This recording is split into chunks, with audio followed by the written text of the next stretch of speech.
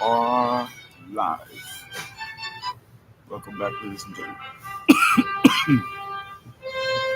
Official test start time 2 minutes, 5 pages, 5 paragraphs each, 5 words each sentence, 5 computer spaces in between, 5 words each sentence, 5 revisions. You can use your hyper scientific, you can use any artificial intelligence, any technology, but you must share it with the class. If you do not share it with the class and show your work, I'm going to assume all you did was use technology and you will get zero credit for it. So let us rock and roll. Um, Very quickly, checking the market, see what we got going on. Let me see. Open up your Baja apps. We finished the modules yesterday, so congratulations to the graduating class. Now you guys have to help with all the new incoming students as part of your internship. Um, Open up your simulator. We finished with carbon fiber, so let's just leave that module open. Um, let's go Google News, go technology. USA Today will be our first article, and then we'll do an article on The Verge. So let's just leave it idle in there. Open up your Dominican newspapers. Open up a Nacional. Remember, we're going to take the test backwards for English as a second language. We're going to take the Spanish test first. That way we just get it out the way and then everything else is fun. Um, Let me check Opinion. Crisis de reputación. That looks good. Let's see what this is about. Let me just double check before we put it in the finals. I like this. Corporate excellence. Say no more. Let's check the markets. We already know what markets are going through political challenges right now. Let's stay away from those investments unless it's something really, really essential. There's a lot to cover. The video game system, it's on the way. I'm adding new features. I kind of played around with some of the titles, like to see what I would like to name the game, but I'm gonna take more time because this has to be special. Um, what else? Shout out to the team. Indeed, we have a meeting on Wednesday. For Monday, Team Rami, we have to finish the logistics for the tour. Team Mauricio, stand by and hold your position until further instruction. Um, I'm trying to think. Do I have any homework for you, Mauricio? So far, things have improved tremendously. And you're going to see more input from me when I see that things are going in the direction that I want to bring our company. So let's just focus on this project. Let's see what you could do with this project. I think I'm going to leave you in charge of the tour, even if you didn't cover most of the logistics and Ramis has to cover the logistics. We're going to give you an opportunity to see what you can demonstrate because maybe our approach was a little bit different for your style of business. Um, First and foremost, let's start the day with a prayer so we can just start with the best vibes. Give me one quick second.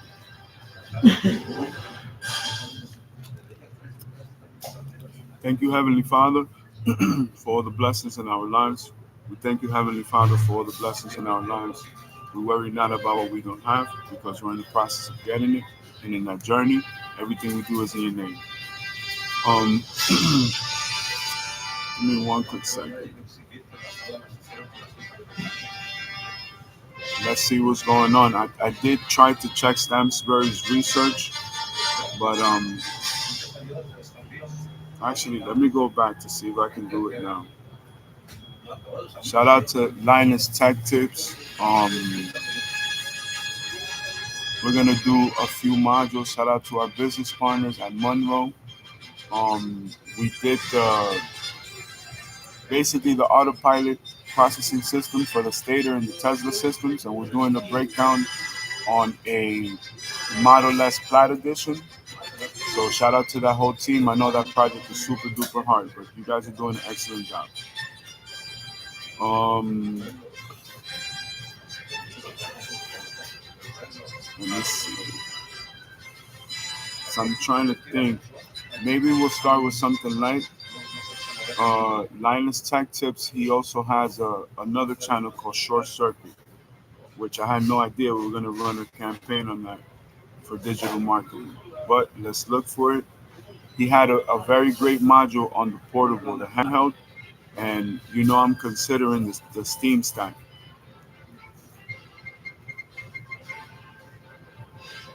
This is from 2 days ago.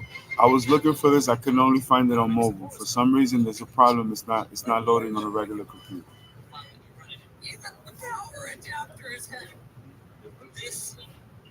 Hold on. I watched the beginning yesterday, like twice. Win 5, and it is the handheld that Microsoft and Asus might have built if they had an absolutely unlimited budget. My goodness, it's a little heavy. You know what I thought about too? This thing is, I kid you not, anywhere from double. This I seems may have to hold this impossible in a handheld. We've had this thing for a month, and you haven't let me play with it, guys. This is excuse me. It's the GPD Win 5, and it is the handheld that Microsoft and Asus might have built if they had an absolutely unlimited budget. Oh, look. My goodness. It's a little heavy in performance. Hold on, I want to pause that right there. An absolutely unlimited budget. That came out nice. My goodness. It's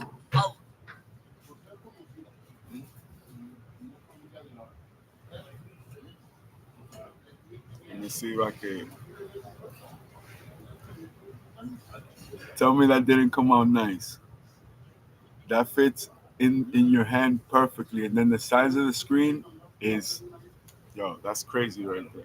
I think these are gonna start to challenge the home consoles because the graphics are definitely getting up there. Little heavy in performance. This thing is, I kid you not, anywhere from double to triple the performance of the Xbox Ally X, depending on the power profile that you run it in. Even the power adapter is heavy. With performance, boom! 180-watt power adapter. But guess what, friends? You're gonna need it because the battery on this thing is a detachable 80-watt-hour affair. Like, seriously, I think that's about on par with what's in my laptop. Exactly. That's not the only thing they've got in common. It works, right? Uses the same it's gonna have long battery life. chip from AMD as in the Framework Desktop Investment Disclosure. That means up to 16 Zen 5 CPU cores, up to 128 gigabytes of LPDDR5X memory, and up to Radeon 8060S graphics. If you guys remember my first experience with Strix Halo, I was blown away by how powerful it was, and it was in a convertible tablet laptop thing. In a handheld? Has GPD lost their minds? The answer is yes. But more about that later. This thing has so many industry firsts. It has an SSD format that I've never seen before. It's got a joystick technology that I've never seen before. It's the first device I've ever seen with a battery like this, and I feel like it merits a longer-term review. So we're going to do this deleted scene made Megatron look even more evil in Transformers 1. Transformers 1 ended on a positive note. We saw the rise of Optimus Prime, to which he utilized the Matrix of leadership to replenish the planet of Cybertron with Energon. And we saw the Miners become the characters we know after they received their cogs. However, we didn't see what happened to the newly found Decepticons after they were banished from Iacon. We only saw them get branded with the Megatronus logo, but apparently there was a scene that Now, everybody, we have a surprise. Open up, and this is gonna be timed. You're gonna play the first three levels of Sonic 2.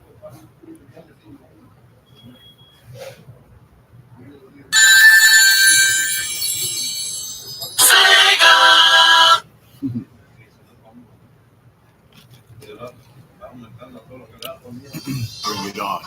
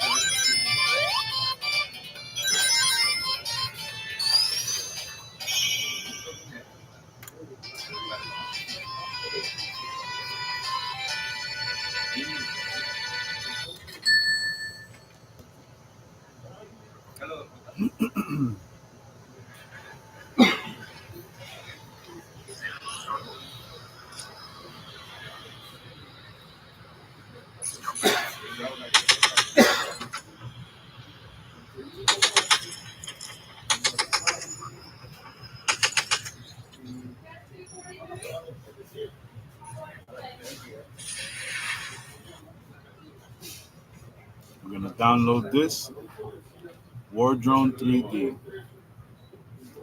Check it out. New updates and leaderboards. I want to see the aircraft themes. No, we have to wait. Oh, this is one of their ads right here. When I clicked on it, I thought it was just going to be, it looked like a B-52 bomber.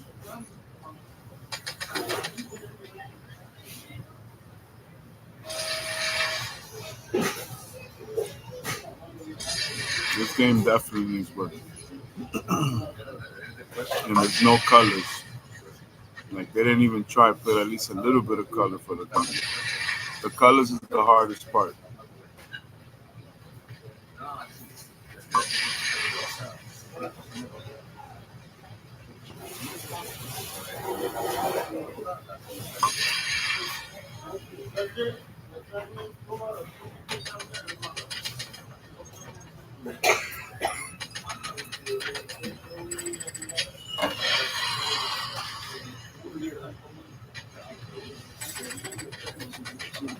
Any day now. Any day now.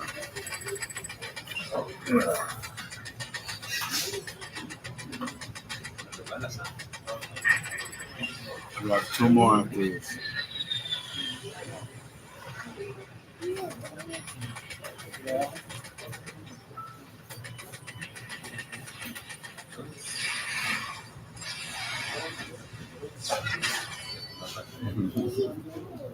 The graphics are better than the game. If they would have done the game like they did the graphics, that would have been way better. 3, 2, 1, 0. Emerald Hill, Zone 2. Start the counter.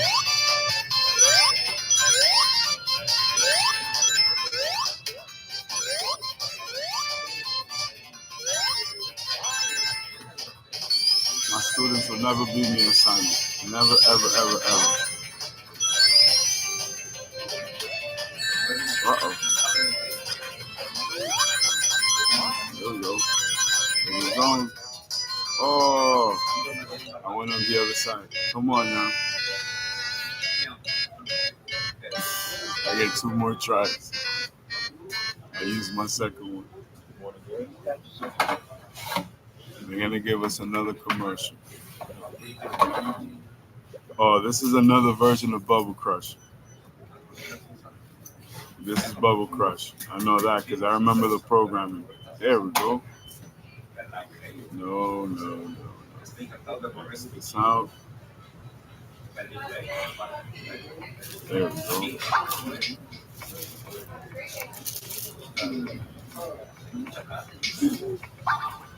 Alright, we're gonna go new game. But I wanted to pick Sonic and Knuckles. I don't know if I did it right.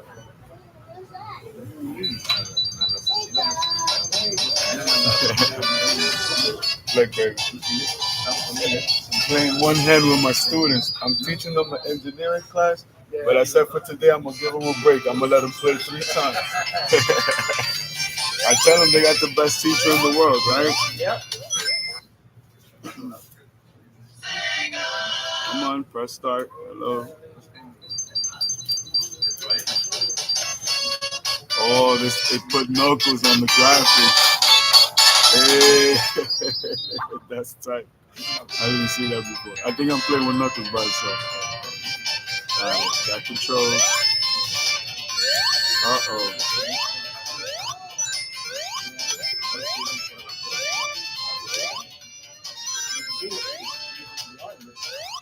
Oh, look, I hung on to the wall right there. I grabbed onto the wall right there.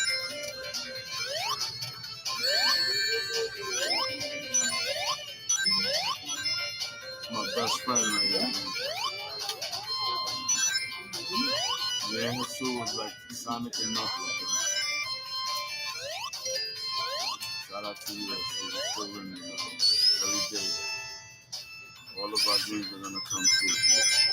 Shout out to the whole family here, I promise. The babies are good, man. Well, I got stuck in this part earlier. Hold up.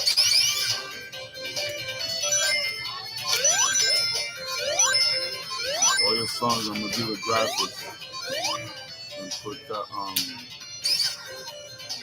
the knuckle stuff on it, man. Everything custom. Uh-oh. Gotta get out of here, good. Oh, no. Okay. I was stuck in the little corner, so I gotta get out of here. Oh, man.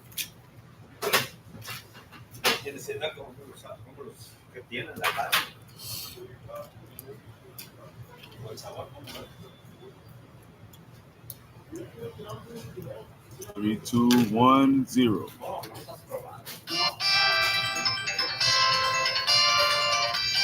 Controls.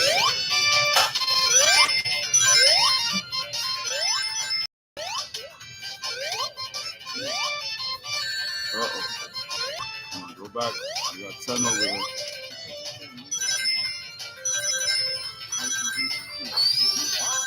Get it. Nope. You have to continue. Wait a minute. You need to send.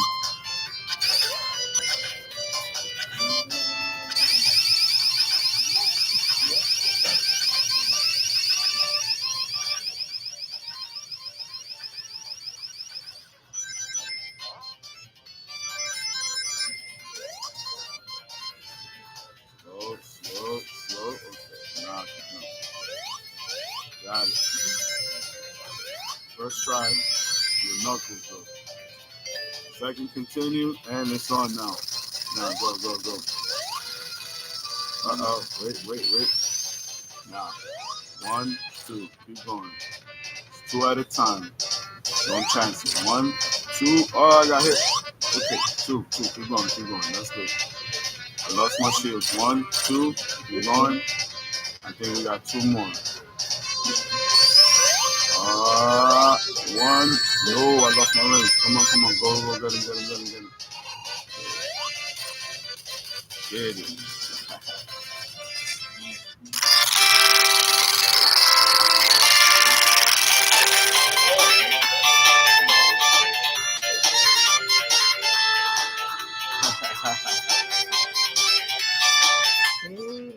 Right there.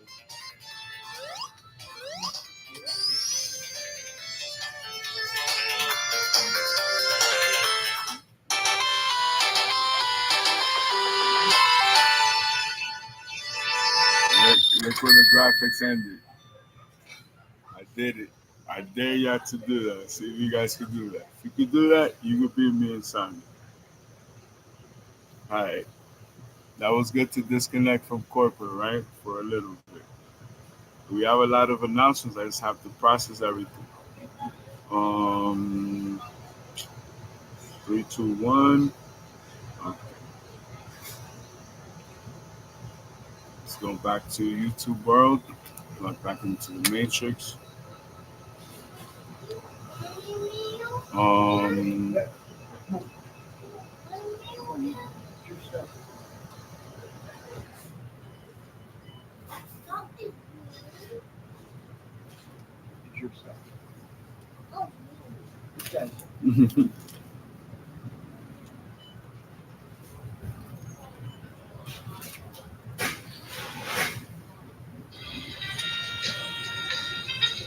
We'll go technical for later. Today in Stocks and Translation, we're going to take a look at how the Dow is actually calculated. Now, the Dow was born all the way back in 1896, nearly 130 years ago, before computers, before calculators. So this index of 30 stocks had to be easy to calculate. And for sake of simplicity, only the stock price is used. So the higher the stock price, the greater the weight in the index. And almost every other index, by the way, like the S&P and the NASDAQ, they use a company's market capitalization, but that requires a lot more paperwork and more calculations. So here's the full method. Basically, you sum the prices of all 30 stocks in the index, and then you divide it by a number called the Dow divider, which corrects for splits and changes in the components of the stocks. So anytime a stock has a stock split in the index, or when one stock is swapped out for another one, that Dow divisor will change. Now, here is a list of the 4 top stocks by price. Goldman Sachs is right at the top with $723.65 as of the close closes yesterday. Very good Microsoft close. is number 2, Caterpillar's number 3, Home Depot is number 4. Caterpillar. Now, United Health has Home a stock Depot. price of about $267 today, but before just Microsoft a few number months 2. ago, it topped Not out bad. at about $600. So it actually would have been number 2 in this list had it Facts. not seen such a big slide. And I went in and I calculated what the Dow would look like with different configurations here. So the orange line right here, which terminates last, that is the actual Dow. And then when you take out United Health in yellow, you have that line up here. And then I also took out Salesforce, Merck, and then Apple, because those were some of the biggest losers this year by percentage terms. And what you end up with is a materially higher Dow price without these big drags in it. And some of them can be actually quite big. And I also did another calculation here. I took the Dow price weighted, that's the normal price weighting in white here. And then I also calculated it by market cap starting at the beginning of the year. And when you do it by market cap, and I'm just going to kind of trace this out here, we actually saw a lot more volatility by the lows. And again, this just includes all 30 stocks. I'm not taking out United Health or any of them. I'm just doing a different alternate calculation. So more volatility with the market cap weight version that we saw this year. Now, to sum up all the results, here's a market cap weighted 2025 year-to-date return. That came in at 7.3%. The actual price weighted number that everybody uses is 5.4%. And then the Dow minus United Health, that came in all the way up to 9.3%. And then you can take out Salesforce and Merck, and the numbers keep going up. And by the time you take out Apple, we have a Dow that's up 12.4%. And that's more than double the actual return of 5% and change. With a So return of something 5%. to think about here. There's no guarantee that the Dow will always be calculated like this, but after 130 years, maybe they're just not going to change. Stocks are back, and the speculative pulse that we're seeing today looks a lot like the afterglow of 2021. It's not just price action, it's also pressure on management. Now, this is a recap of some of the things that they worked on for research for the week, so we need to continue.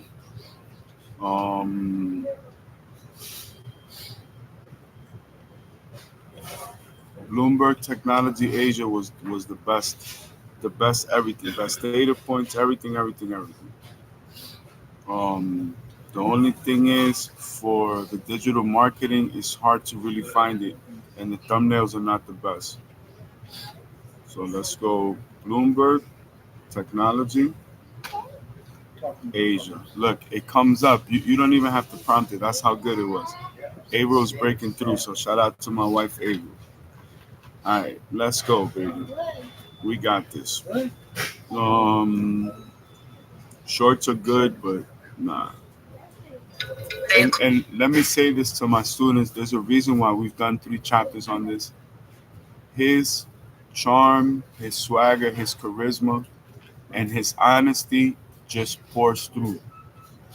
And sometimes I think it's a factor of people not wanting to give people their fair due when it is due.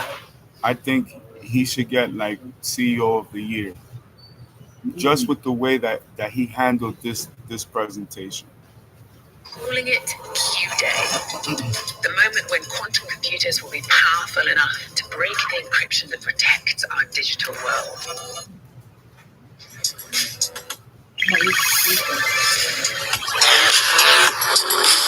Bloomberg Tech Asia is live with Sherry On in Tokyo and Annabelle Drewers in Hong Kong.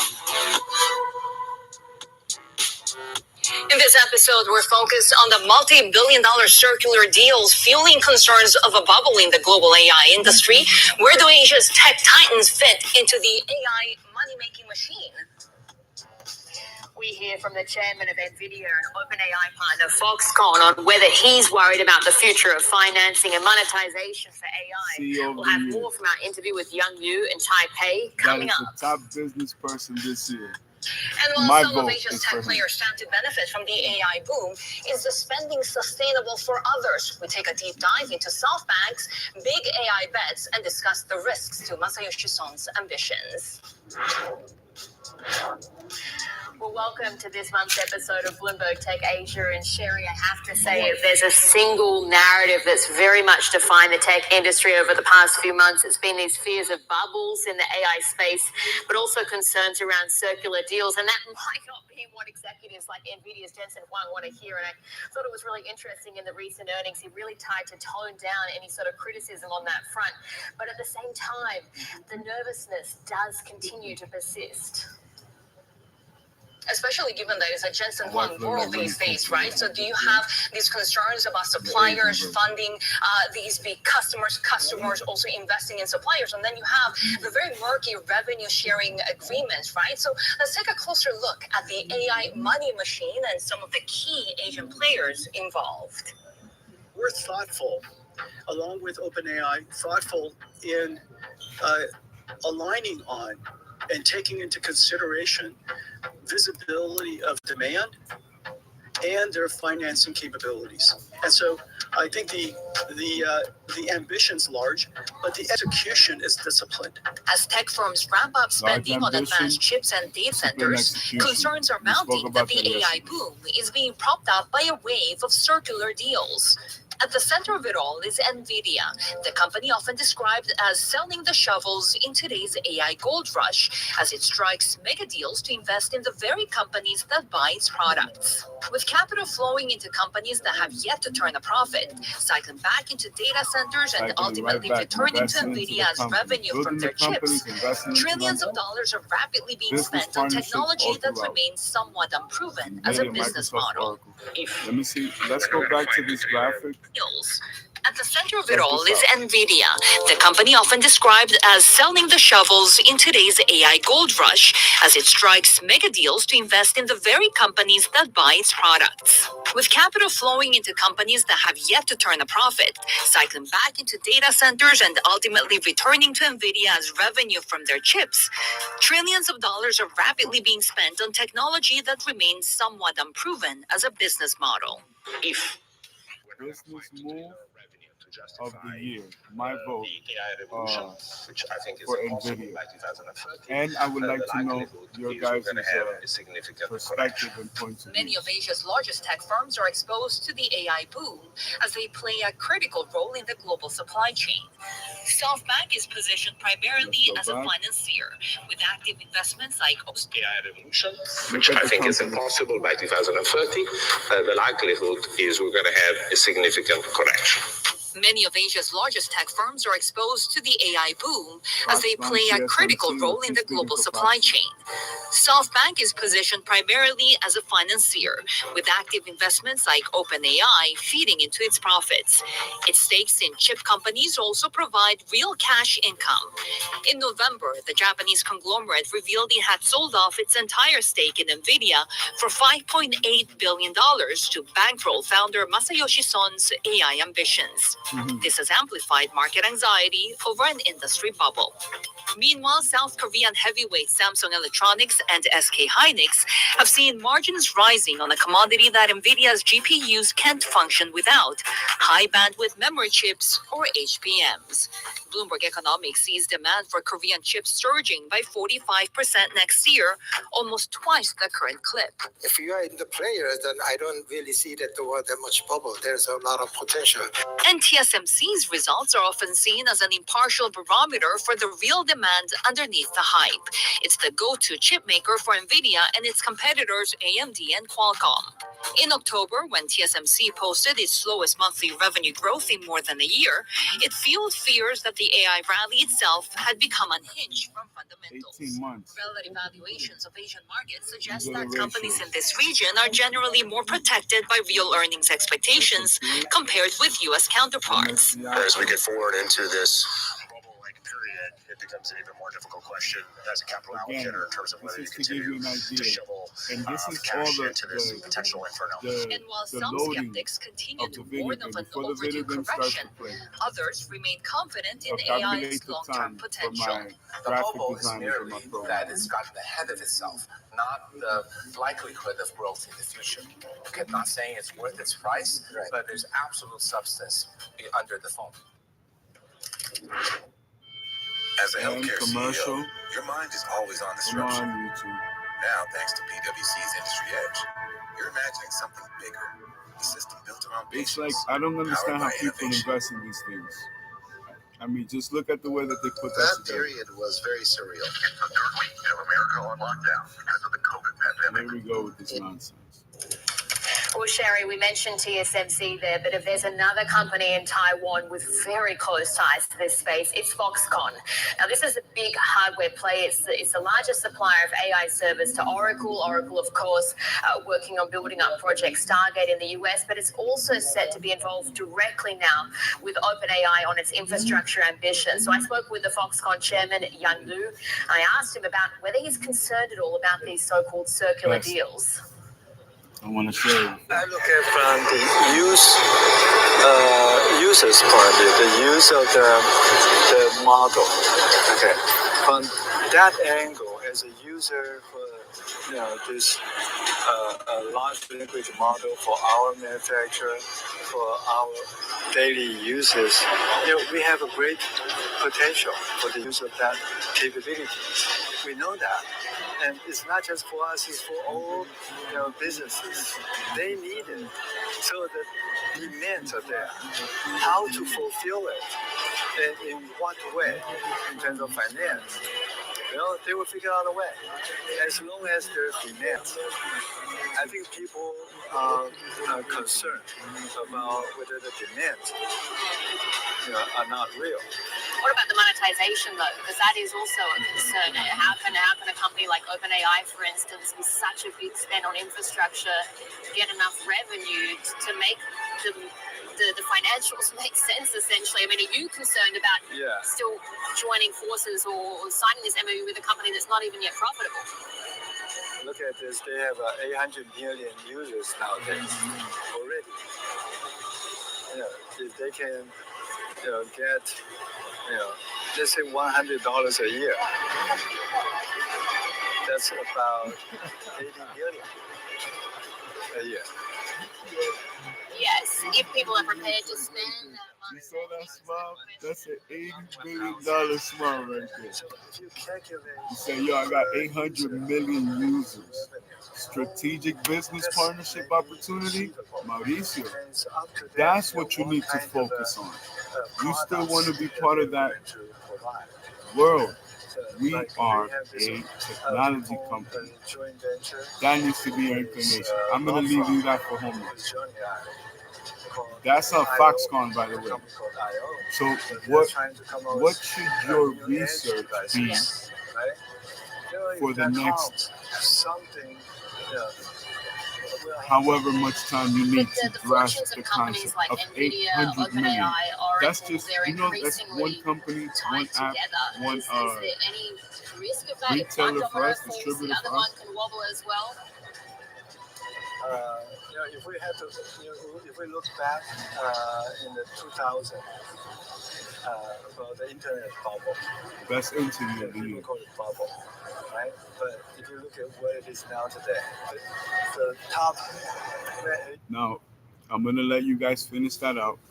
Let's go to Elon Musk and Nvidia, and the event that they did. For some reason, again, in the listings, it's very, very hard to find it. For my digital marketers, you have to understand that even that has to be made better for the end user experience. So let's go NVIDIA, Musk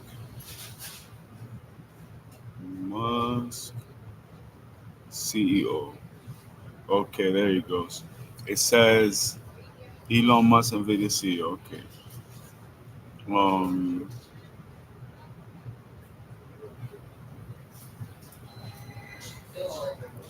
We could do a contrast between both because we're getting the keynote. Okay, excellent. Let's go with 10 years ago.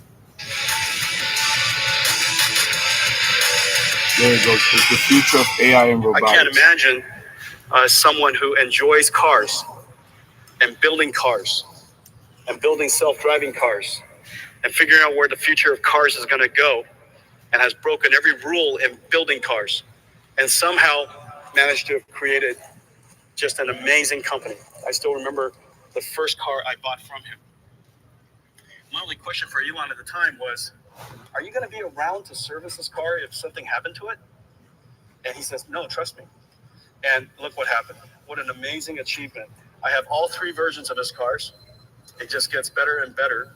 Not only does it get better and better, each version gets better and better. It just delights me to no end when I get an OTA in the morning. You know, and I read it and oh, wow, all these features. I didn't even pay for it. I'm not suggesting that I'm willing to pay more for it, but ladies and gentlemen, please welcome Tesla CEO, founder, Elon Musk.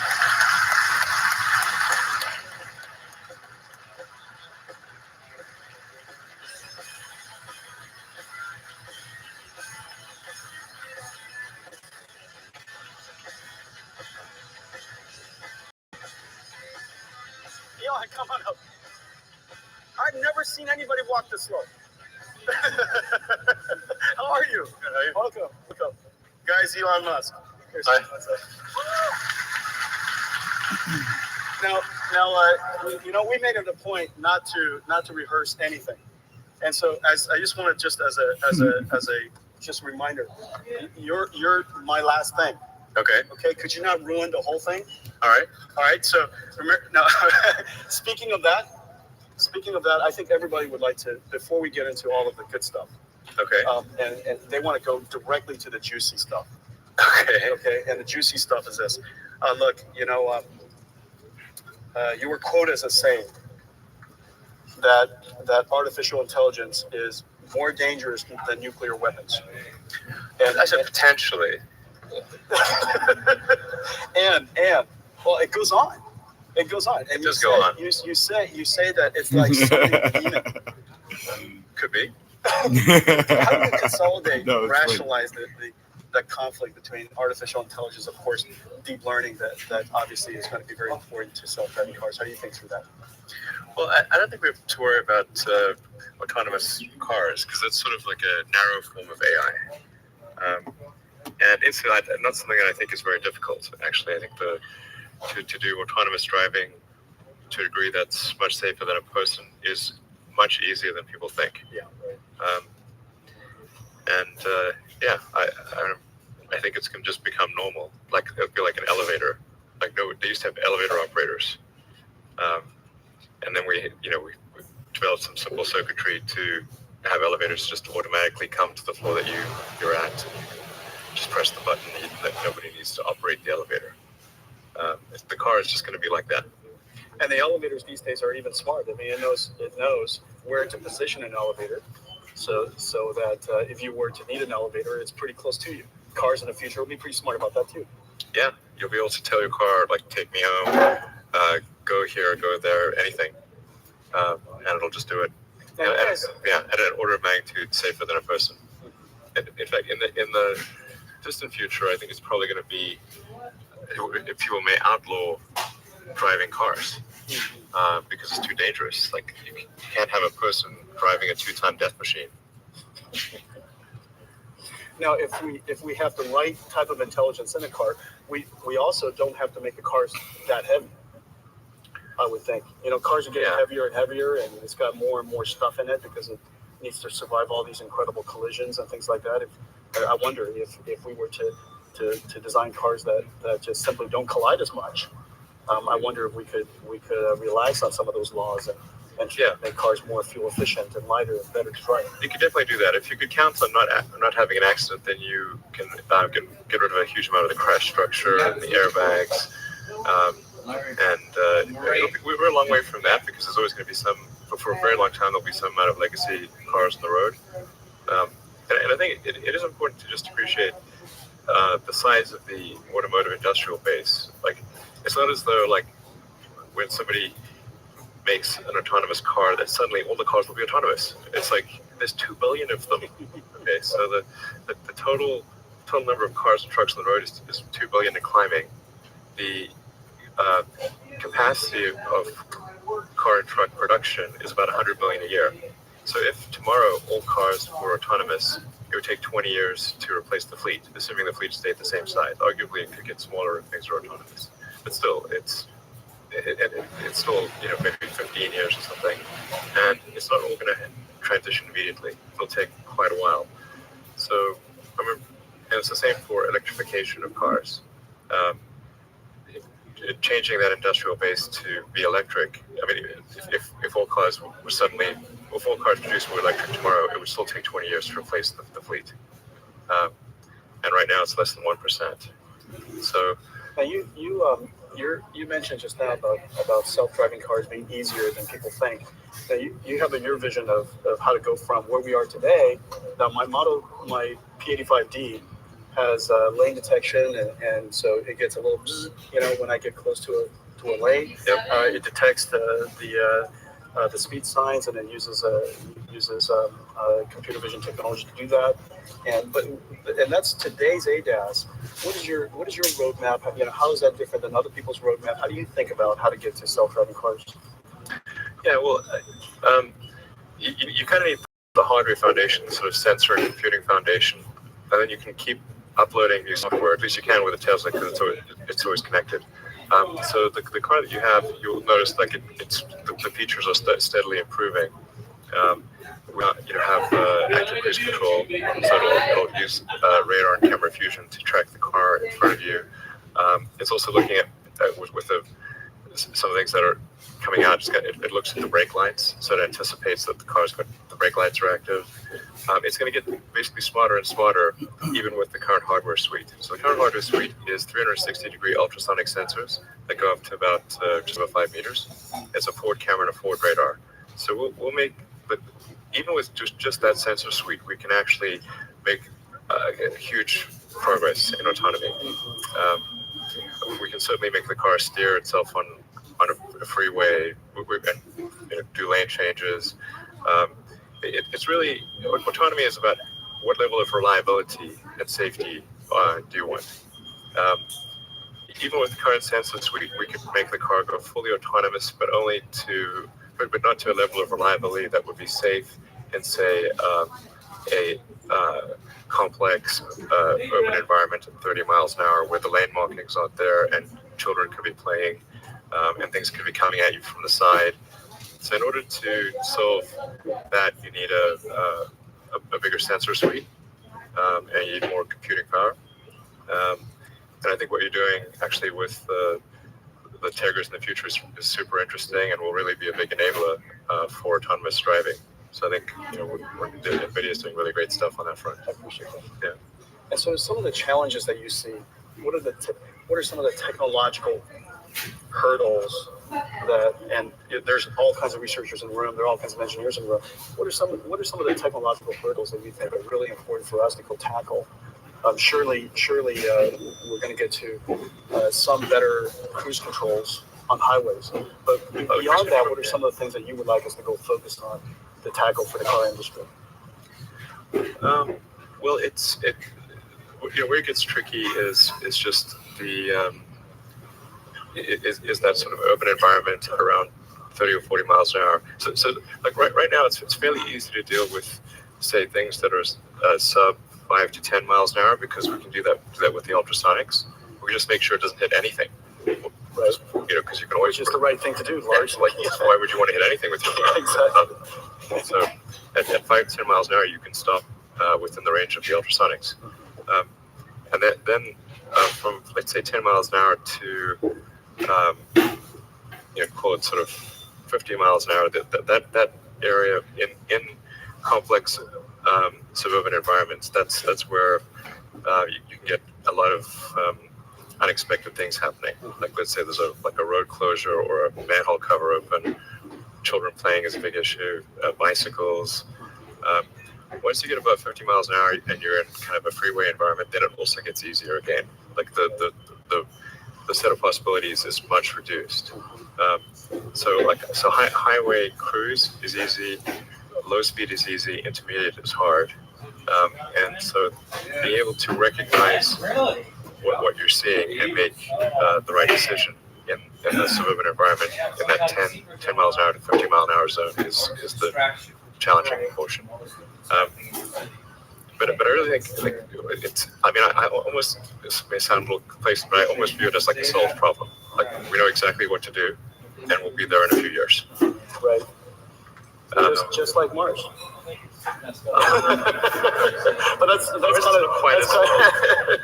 kind of the spirit of innovators. I mean, in a lot of ways, in your mind, you kind of see things solvable, or arguably solved, and a lot of it is really about getting there. Yeah, we'll take autonomous cars for granted in quite a short period of time. It's amazing how comfortable you get and how quickly you get comfortable with it. Now, what about government policies? Like, one of the things that I would like to do is I would just like to keep working on my email as I'm driving to work. Sure. There's a 30. Somebody will do that already.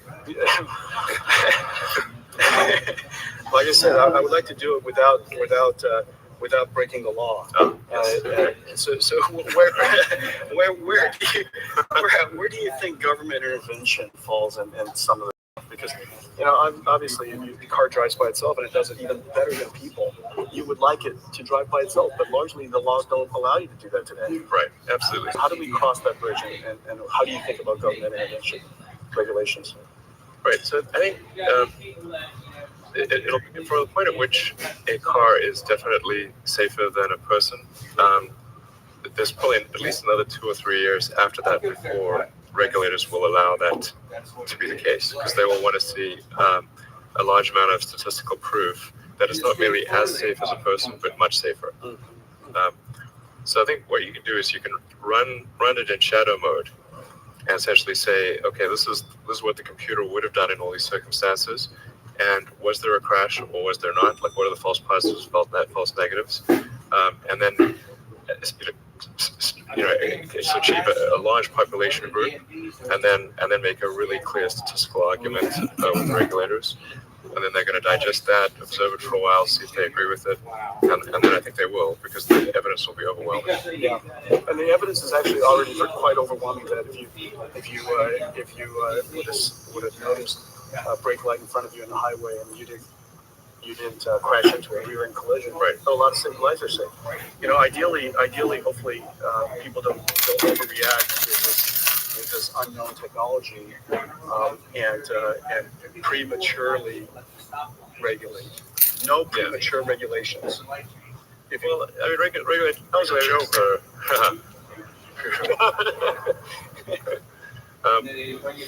I think when it comes to public safety, I think there's an argument for being quite cautious and making sure that things are okay before there's a change. I don't think it's the case that right now there's a fully autonomous system and regulators are not approving it. That would really be a substitute for people, but there will be in a few years. Now, as we get more computerized technology into these cars, and this car becomes really a software-defined car. I mean, a lot of your engineers are software engineers. I mean, that's absolutely one of the great things about Tesla. You guys, right here in Silicon Valley, you're rich with software engineers, and you have that computer sensibility about architecting a computer properly, designing the software properly, designing the software for many generations of cars so it refines and gets better and better. And it has been getting better. I mean, the software from the first time you sent me my Tesla to the now, it's just like it's unrecognizable software. Right. Big improvements. I mean, that's what the first thing we try to do is establish the hardware platform, make sure that we have the sensors and compute power, and so we do that first, even though the software is only taking advantage of a small percentage of the sensors and compute power, and then we do continuous updates to make the car more and more capable, and we're going to see a lot of that happen later this year.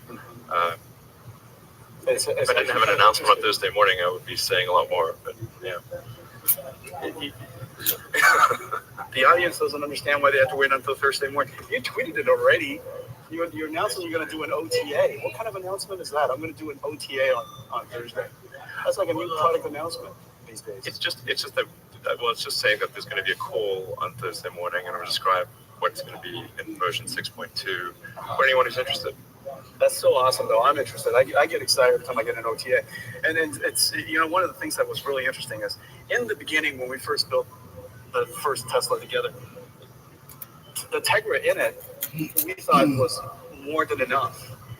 And recently you said, can we just squeeze more performance out of that platform? And it just happened in literally 2 years.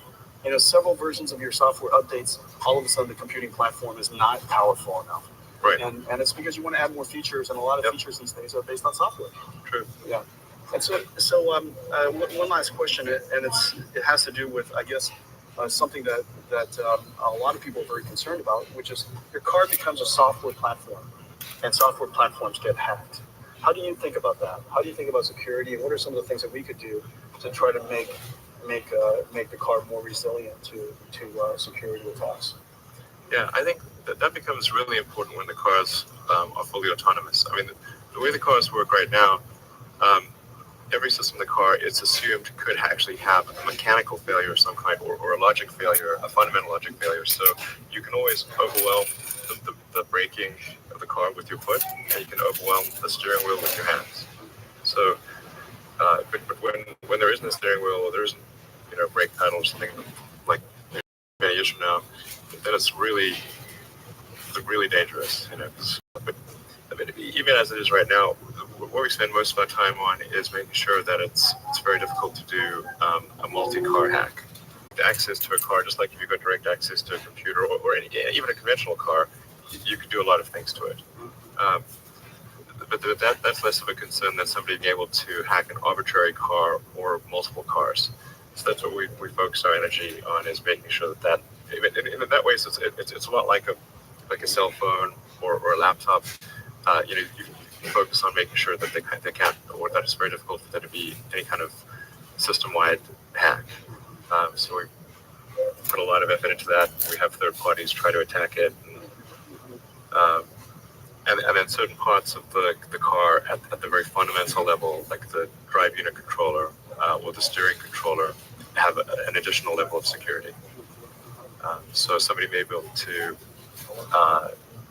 hack something that's cosmetic, but it's much harder to hack something that's actually physically dangerous.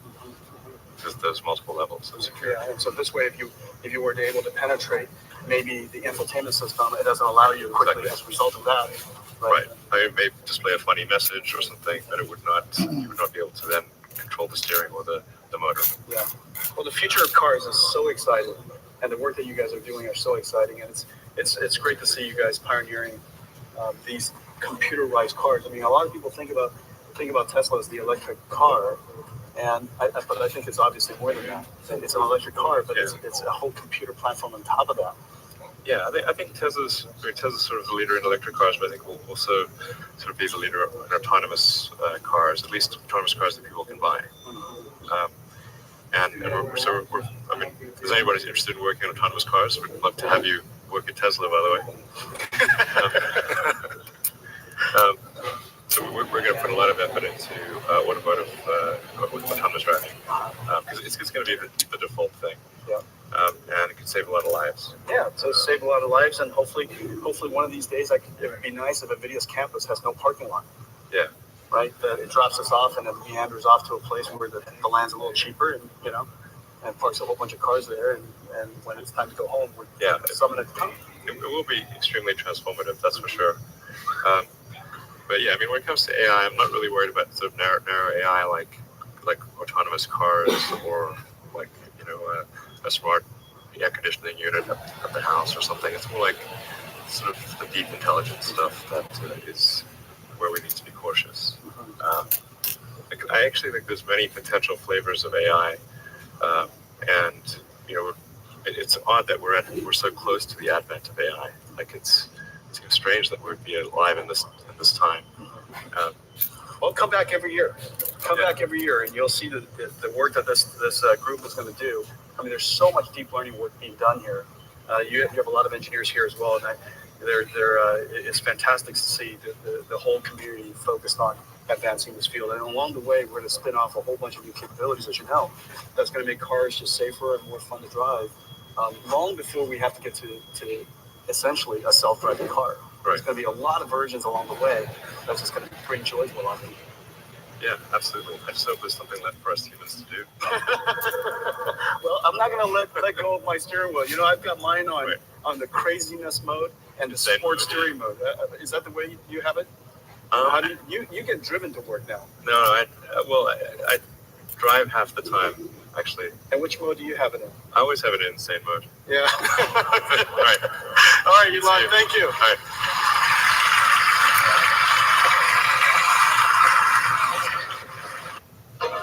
This is part Please 2. have a seat. 2 Now I'm days sure ago. we can do a bigger round of applause for one of the greatest 2 leaders of our Alva, history. Elon Musk, Let's go ahead. Jensen Huang. So we're talking about, I lost count, $7 to $8 trillion worth of market cap, comp, I 8 lost trillion. count. But right now, we're here to celebrate a historic moment. A moment that yesterday during the dinner, and thank you for joining us under the patronage of the Honorable President and His Royal Highness the Crown Prince Musaidi, where we had the pleasure to hear it firsthand. This is the greatest alliance between the Kingdom of Saudi Arabia and the United States, where we have joined hands and you have helped us build our energy-based economy, fueling and energizing the industrial age, and now fast forward, going to the intelligence age, where we can fuel AI, factories, robotics, EVs, and all of the rest. Speaking of that, let's start with you, Elon, if you don't mind, Jensen. Feel free to chime in. You have a big fascination of something all of us have admired, first-order thinking, which Jensen sometimes calls first-order scaling, which is an opportunity for how you have dropped the cost of batteries from 1,000 for kilowatt hour to sub $100. And right now you're doing the same thing with robotics for actuators with servo rotors and motors. So I want to hear from you, how did you manage to always disrupt every single industry with that thinking? Well, it's mostly not disruption, it's creation. So with, say, SpaceX, with reusable rockets, there really weren't any reusable rockets. But the essence of revolutionizing space travel is reusability. If you throw the rocket away every time, the cost of access to space is extremely high. With respect to electric cars, there weren't any electric cars when we started making them, really. You couldn't buy any, to the best of my knowledge. So with Tesla, we wanted to make electric cars compelling and affordable. That was the goal. With respect to humanoid robotics, there are no useful humanoid robots at this point. There are sort of gimmicks, but there are no actually useful humanoid robots. And I think Tesla's going to make the first actually useful humanoid robots. And this will be quite a revolution. And I think something that everyone will want. Because I was thinking, like, who wouldn't want their own personal C-3PO R2-D2? Oh, yeah? Of course. Everyone would want one, right? And then there would be many in industry providing products and services. This is why I say that humanoid robots will be the biggest industry, or the biggest product ever. Bigger than cell phones or anything else, because everyone's going to want one, and or maybe more than one, and there'll be many in industry. And R2D2 in C-3PO's body. Yeah. There you go. Well, I mean, a humanoid robot would be better than R2D2 and C-3PO combined times 10. Yeah. So,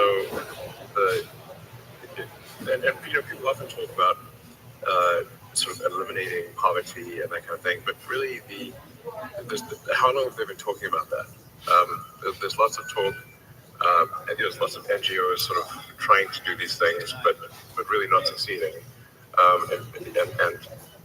And the evidence speaks for itself. But AI and humanoid robots will actually eliminate poverty. And Tesla won't be the only one that makes them. I think Tesla will pioneer this, but there will be many other companies that make humanoid robots. But there's only basically one way to make everyone wealthy, and that is AI and robotics. And we can't talk about robotics without AI factories.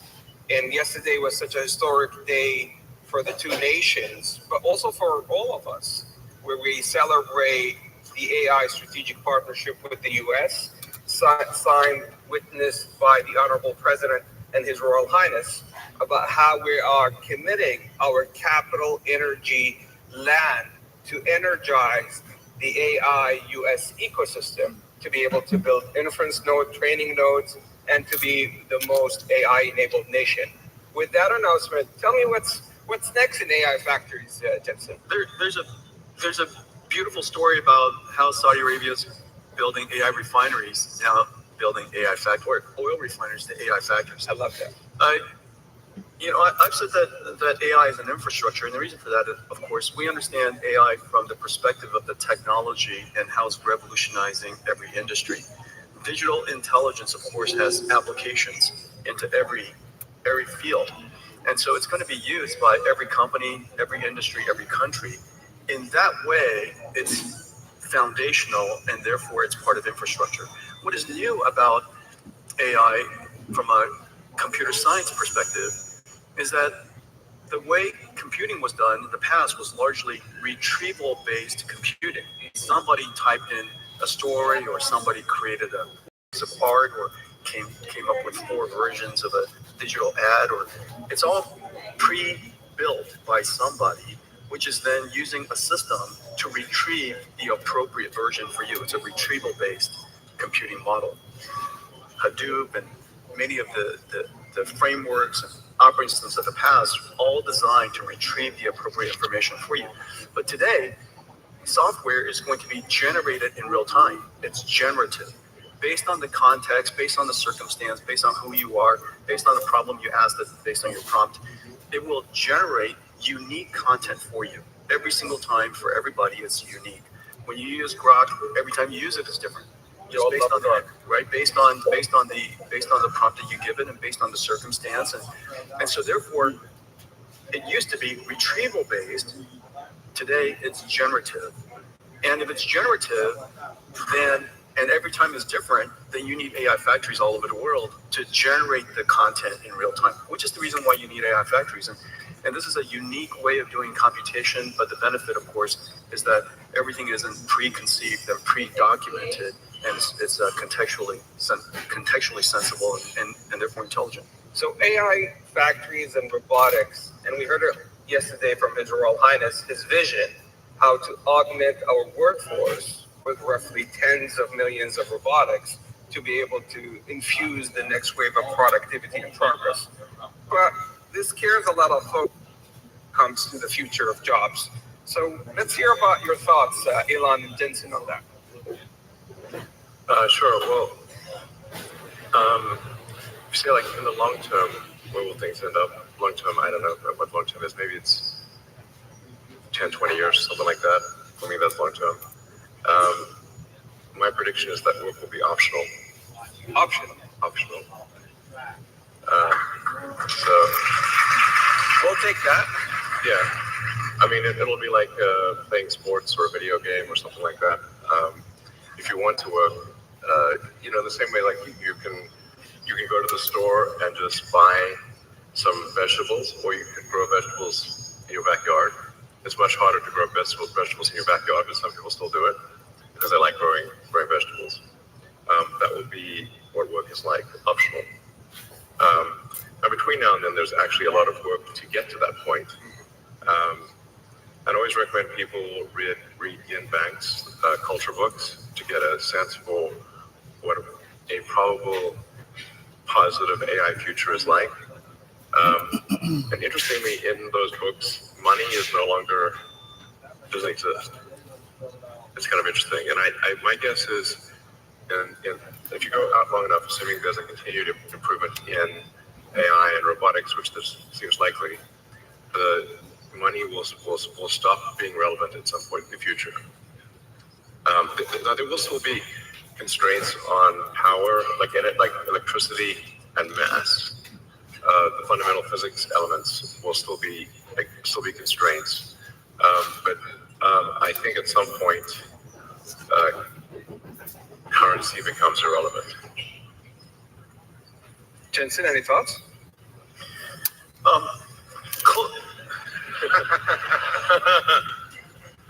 By the way, the NVIDIA earnings call is later today. And by the way, since currency is relevant. Cheers. Elon just wants to share with you breaking news.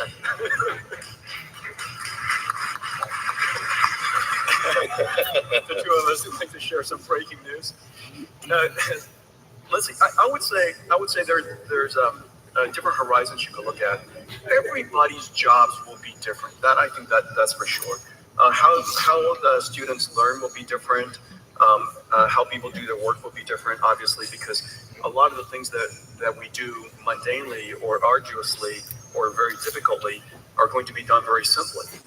And so we're going to be more productive from that sense. One of the things that I will say is that for most people or a company, if your life becomes more productive, and if the things that you're doing with great difficulty become simpler, it is very likely, because you have so many ideas, you'll have more time to go pursue things. It is my guess that Elon will be busier as a result of AI.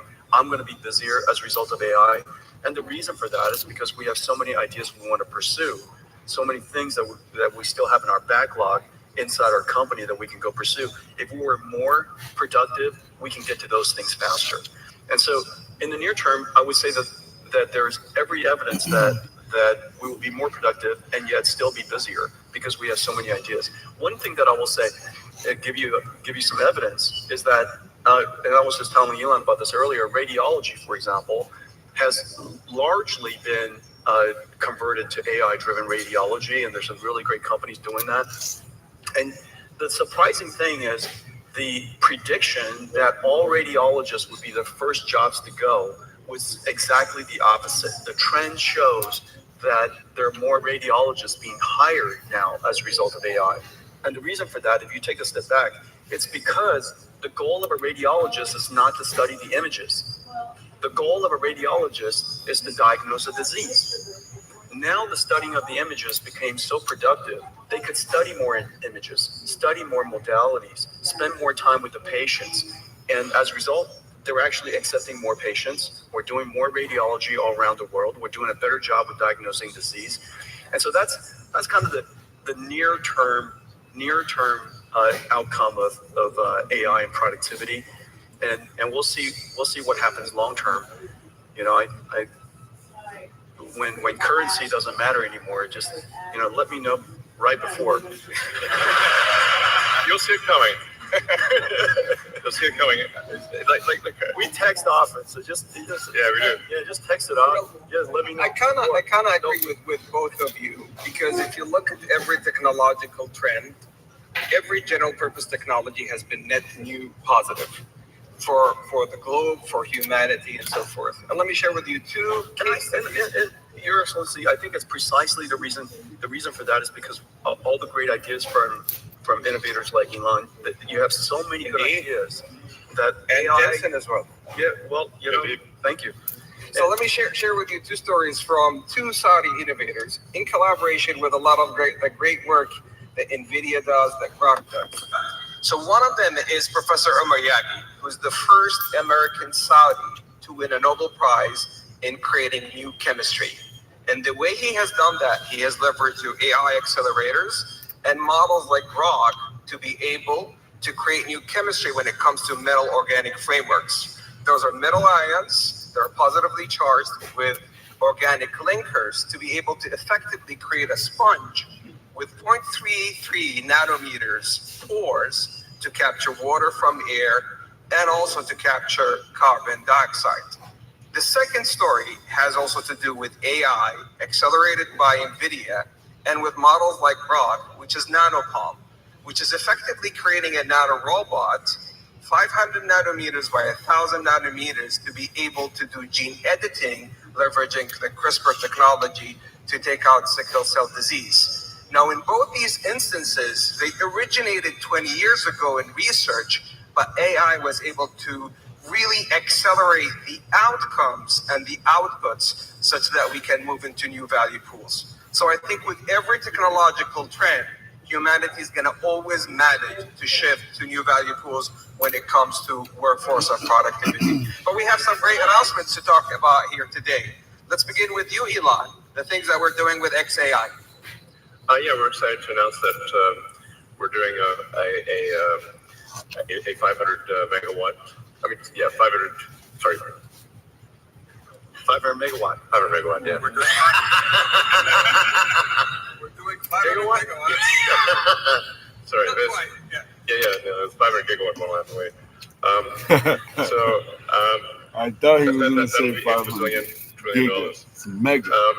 1.21 gigabytes.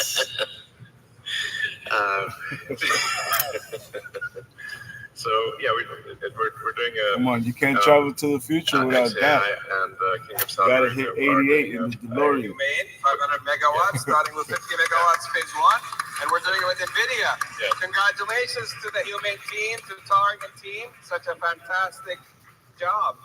Jensen, I think we're also doing some great announcements 1959. this week. We are. we're announcing all kinds of things. Our partnership with Humane is going incredibly well. First of all, we work together to get this company started and off the ground, and just got an incredible customer with Elon. Could you imagine a startup company, approximately $0 billion in revenues, now going to build a data center for Elon? 500 megawatts is gigantic. This company is off the charts right away.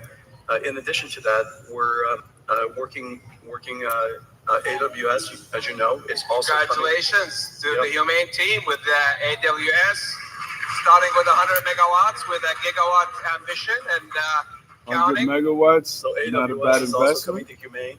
We're working with Humane We need to on be in the Omniverse giga ring, but still, digital that's not a twins. bad investment. As you know, that AI is not just just agentic AI and chatbots and cognitive AI is incredibly important to the world. But AI applies to everything: chemicals and proteins and genes and physics and fluid dynamics and particles, and of course robotics and activation. And we created this world called Omniverse, where robots can learn how to be good robots, and it's physically based, it obeys the laws of physics, and so robots can learn in these environments. And we're working with Humane to apply Omniverse to all kinds of digital factories and robotics and warehouses and things like that. And so that's another. We're also working in Saudi Arabia to build supercomputers to simulate quantum computers, and using our computers to be the controller and the error correction. Quantum error correction requires an enormous amount of computation, and so we're doing a lot of great work there too. So a big partnership with Humane. They're off the charts, off the ground and off the charts at the same time. This is how we walk the talk in the Kingdom of Saudi Arabia in partnership with the U.S. Yesterday, the President and His Royal Highness announced the AI Strategic Framework and Partnership. Today, we're going big with Elon and Jensen. So thank you for those opportunities. Now, they told me I have time for two last questions. So last night at the dinner, I got a number of questions because it seems that the schedule leaked, and everybody was giving me hints about the last two questions I'm going to do. So the first one was for you, Elon, and there's a big one for you, Jensen, so prepare for that one. AI in space, is that possible? Yes. If civilization continues, which it probably will, then AI in space is inevitable. I always have to preface that. We shouldn't take civilization for granted. We need to make sure to take care to ensure that civilization has an upward arc. I mean, any student of history knows that civilization does not always have an upward arc, and in fact, civilizations have life cycles. So hopefully, we are in a strong upward arc. I think we are for now, but we don't want to take that for granted or be complacent. But the way to think of AI in space is that in order to achieve any meaningful percentage of a Kardashev 2 scale civilization, where you're using even a millionth of the sun's energy, you must have solar-powered AI satellites in deep space. So that once you realize, once you think in terms of a Kardashev 2 scale civilization, which is what percentage of the sun's energy are you turning into useful work, then it becomes obvious that space is overwhelmingly what matters. Overwhelmingly, the sun only receives roughly 1/2 billionth the Earth only receives roughly 1/2 billionth of the sun's energy. So if you want to have something that is, say, 1,000,000 times more energy than Earth could possibly produce, you must go into space. So this is where it's kind of handy to have a space company, I guess. Sell the book. Easier to cool chips in space too. Yes. Easier to cool chips in space. Yep. Yes, there's definitely no water in space, so you're gonna have to do something. Yeah. That doesn't involve water. Just hang out. Well, you're just gonna radiate. That's right. So my estimate is that actually that the cost of electricity, like the cost effectiveness of AI in space will be overwhelmingly better than AI on the ground so far. Long before you exhaust potential energy sources on Earth, long before, meaning like I think even perhaps in the 4 or 5 year time frame, the lowest cost way to do AI compute will be with solar powered AI satellites. So I'd say not more than 5 years from now. Wow. And just look at the supercomputers we're building together. Let's say each one of the racks is 2 tons. Out of that 2 tons, 1.95 of it is probably for cooling. Right. Just imagine how tiny that little supercomputer is, right? Each one of these GB300 racks can just be a little tiny thing. And just electricity generation is already becoming a challenge. So if you start doing any kind of scaling for both electricity generation and cooling, you realize, okay, space is incredibly compelling. So, like, let's say you wanted to do, I don't know, 200 or 300 gigawatts per year of AI compute. It's very difficult to do that on Earth. The U.S. average electricity usage, last time I checked, was around 460 gigawatts per year average usage. So something like, say, 300. If you're doing 300 gigawatts a year, that would be like 2/3 of U.S. electricity production per year. There's no way you're building power plants at that level. And then if you take it up to, say, a terawatt per year, impossible. Like, you have to do that in space. There just is no way to do a terawatt per year on Earth. And in space, you've got continuous solar. You've got you actually don't need batteries because it's always sunny in space. Right. Exactly. And the solar panels actually become cheaper because you don't need glass or framing. And the cooling is just radiative. So that's why I think that's the dream. Yes, that's the dream. So Jensen, everybody last night was asking me, and I'm mindful it's earnings call for you today. So I'm going to say this delicately. Everybody has been asking me to ask you, are we going to have an AI bubble? That's the last question. Bullshit. Hell no. Not till we cash out. Wait till we cash out first. So I think it's really important when you look at you know how many babies we got in the family? Man, we got our work cut out. Computer science. The next 40-something years. There's 3 things that's happening. The first thing is that we all know that Moore's law has run its course, and the amount of demand for computing versus the amount of computation we can get out of general purpose computing is really challenging. Yeah, we got too many babies in the family. We gotta keep working, man. No days off. We've been pushing this now for over 20 years. Let me give you one statistic. I was just at supercomputing. 6 years ago, can't use missiles, right? So you can't use Pampers either. Were 90% of the world's supercomputers, top 500 supercomputers. Shout out to Nalani, the new owner of the company. Year, I love you, my baby. You love my life. Went from 90% to 10%, and meanwhile, accelerated computing went from the other way, 10% to now 90%. Okay, so you're seeing that inflection point, the transition in high-performance computing from general purpose computing to accelerated computing. Well, one of the most data-intensive, one of the most intensive computation things that the world does in the cloud is data processing. Several $100 billion of computation is done on just raw data processing. That Rexus is the engine of the internet today. That's going generative AI. It used to be running on CPUs, now it runs on GPUs. Which then says the third thing, if you just look at those 2 applications, many of the internet companies can build an enormous number of GPU supercomputers just doing that. Of course, then it creates the third opportunity on top of it, which is agentic AI. This is Grok, and this is OpenAI, this is Anthropic, this is Gemini. Agentic AI sits on top of that. But don't forget to think about what is happening above, underneath what everybody sees as AI today. There's a whole movement of computing from general purpose computing to accelerated computing. And that, if you take that into consideration, you'll come to the conclusion that in fact, what is left over to fuel that revolutionary agentic AI is not only substantially less than you thought, and all of it justified. Well, I was just informed by the team that my boss and your bosses is going to talk next, the Honorable President and His Royal Highness the Crown Prince, and hence we ran out of time. But in essence, this is so much love for you, Elon and Jensen.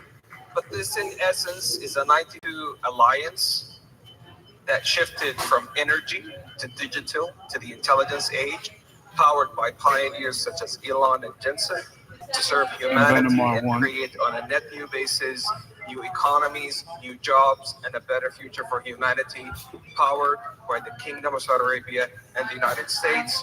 Thank you for a lifetime partnership and friendship. Thank you, Elon. Thank you, Jensen. Thank you. Excellent, Marjorie. We're going to do the same. We're going to ship out. I have to write an article for Future Tech Plus. So I'm going to be moving forward, but we'll be right back. Everybody take a break, hydrate, get you something to eat, and have an amazing day today. May you conquer everything in your path. Everything that you touch turn into solid gold bars and silver bars, and beautiful and precious gemstones such as moissanite and laboratory-grown diamonds or any laboratory-grown gem. Always remember to dream big because dreams come true. It happened to me, and I know for a fact it's going to happen to you. We'll be right back. Let's head over to our oficinas.